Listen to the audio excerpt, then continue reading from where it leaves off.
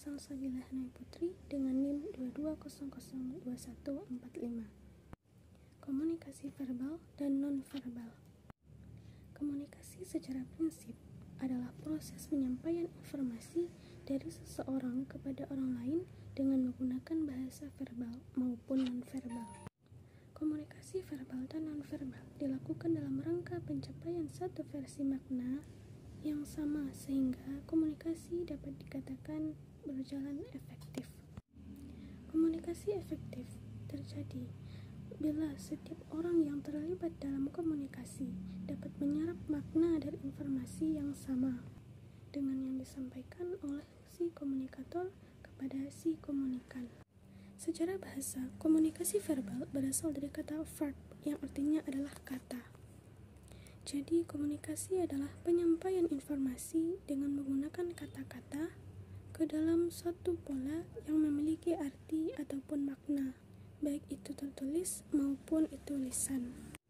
Kemudian, komunikasi nonverbal merupakan tindakan ataupun atribut yang lebih dari penggunaan kata-kata yang dilakukan oleh si komunikator kepada pihak lain dengan melakukan pertukaran makna untuk penyampaian umpan balik.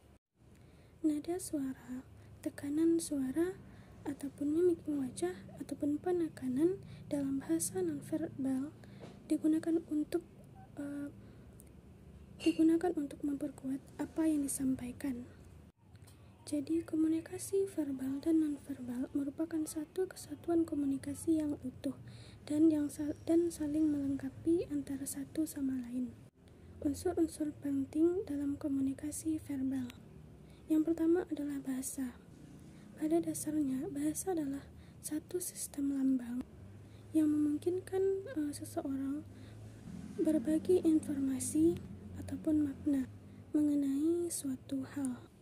Adapun lambang bahasa yang digunakan adalah bahasa verbal lisan maupun tulisan. Yang kedua adalah kata. Kata adalah satu unit atau bagian terkecil dari lambang.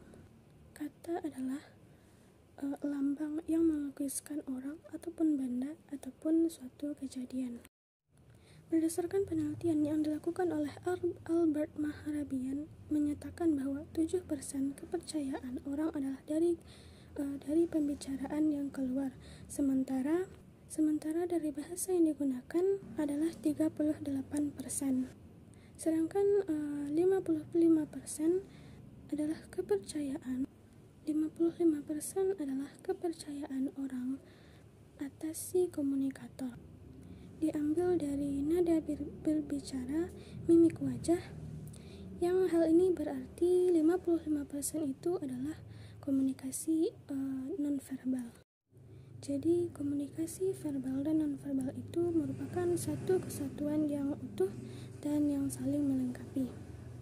Kategori komunikasi nonverbal. Yang pertama adalah pribadi atau yang berasal dari individu.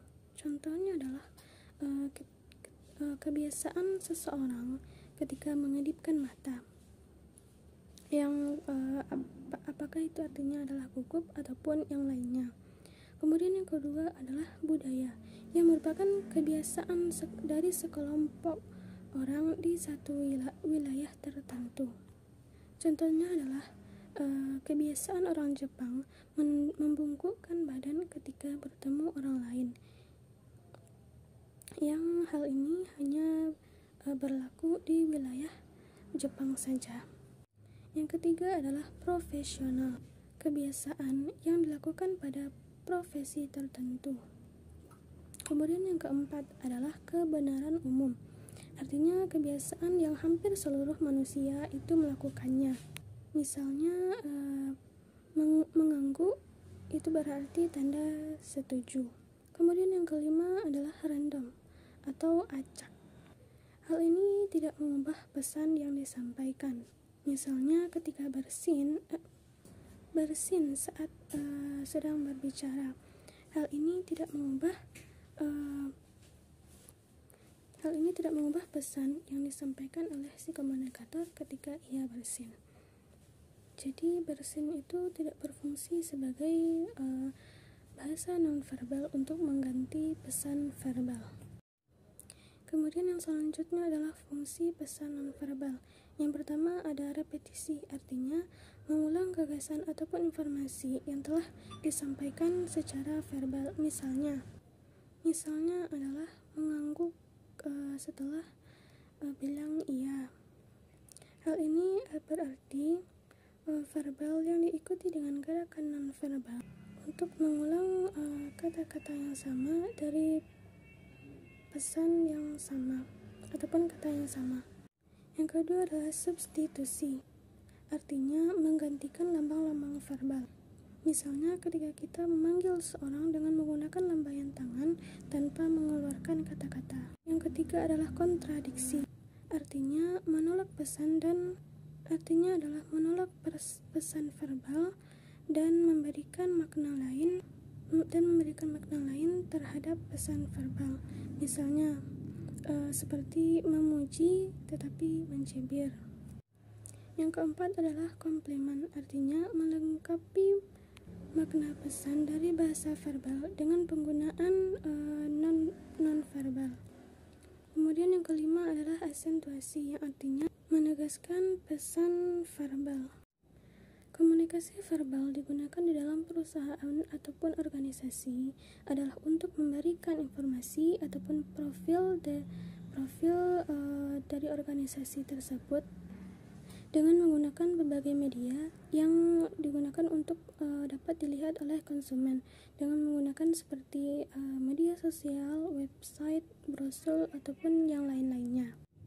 Komunikasi nonverbal di dalam suatu perusahaan ataupun organisasi merupakan suatu metode komunikasi yang dilakukan dengan mengikuti ataupun menyelenggarakan kegiatan-kegiatan ataupun event-event yang merupakan bagian dari komunikasi secara nonverbal yang berkaitan dengan kegiatan persuasif yang dilakukan oleh suatu perusahaan ataupun organisasi. Komunikasi nonverbal juga dilakukan dengan melakukan interaksi tatap muka dengan konsumen ataupun publik. Hal ini bisa dilihat dari cara berpakaian rapi ataupun sopan ketika bertemu. Hal ini mengindikasikan bahwa komunikasi itu sebagai penghormatan level kesopanan menerima orang lain. Untuk menjadi pembicara yang handal dengan keseluruhan bahasa nonverbal adalah ketika benar-benar bisa memanfaatkan kemampuan komunikasi ataupun public speaking. Baiklah, sekian yang dapat saya sampaikan. Terlebih terkurang saya mohon maaf. Apabila ada kesalahan, saya mohon maaf. Saya akhiri dengan wabillahi taufiq wal hidayah. Wassalamualaikum warahmatullahi wabarakatuh.